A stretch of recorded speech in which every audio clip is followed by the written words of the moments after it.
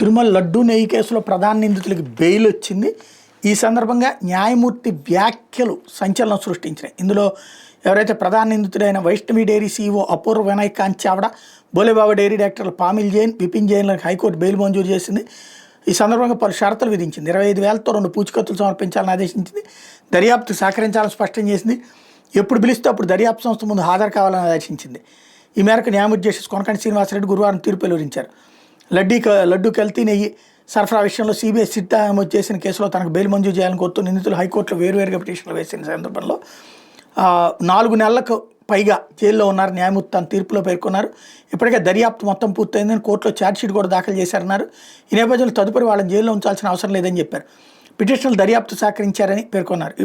ఎప్పుడు పిలిస్తే అప్పుడు దర్యాప్తు సంస్థ ముందు హాజరయ్యారని, అడిగిన డాక్యుమెంట్లన్నీ కూడా అందజేశారని న్యాయమూర్తి తన తీర్పులో స్పష్టం చేశారు. పిటిషనర్లు సాక్షులను బెదిరించారని సిబిఐ ఆరోపణలు న్యాయమూర్తి తోసిపుచ్చారు. సిబిఐ కేవలం నిందారోపణలు తెప్పందుకు ఎలాంటి ఆధారాలు లేవన్నారు. ఈ తీర్పు వెలువరించిన అనంతరం న్యాయమూర్తి జస్టిస్ శ్రీనివాసరెడ్డి సామాజిక మాధ్యమాల ట్రోలర్ల గురించి నర్మగర్భ వ్యాఖ్యలు చేశారు.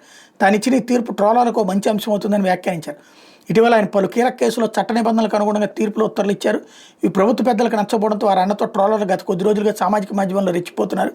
జస్టిస్ శ్రీనివాసరెడ్డిని ఉద్దేశించి అనుచిత వ్యాఖ్యలు చేస్తూ పలు దురుద్దేశాలను ఆపాదిస్తూ ట్రోల్ చేస్తున్నారు. ఈ నేపథ్యంలో ఆయన తాజాగా చేసిన వ్యాఖ్యలు ప్రాధాన్యత సంతరించుకున్నాయి. సింగయ్య మృతి వ్యవహారంలో వైఎస్ఆర్సీపీ అధినేత మాజీ సీఎం వైఎస్ జగన్మోహన్ రెడ్డి తదితరులపై నల్లపాడు పోలీసులు నమోదు చేసిన అక్రమ కేసులో తదుపరి చర్యలను నిలిపేస్తూ జస్టిస్ శ్రీనివాసరెడ్డి ఇచ్చిన ఉత్తర్వులు టీడీపీ సీనియర్ నేత వరలరామయ్య తప్పుబట్టిన సంగతి తెలిసిందే. ఇది కూడా జస్టిస్ శ్రీనివాసరెడ్డిని ట్రోల్ చేసేందుకు కూటమి మద్దతు ట్రోలర్లకు అవకాశంగా మారింది అన్నటువంటి దాన్ని ఇక్కడ హైలైట్ చేశారు.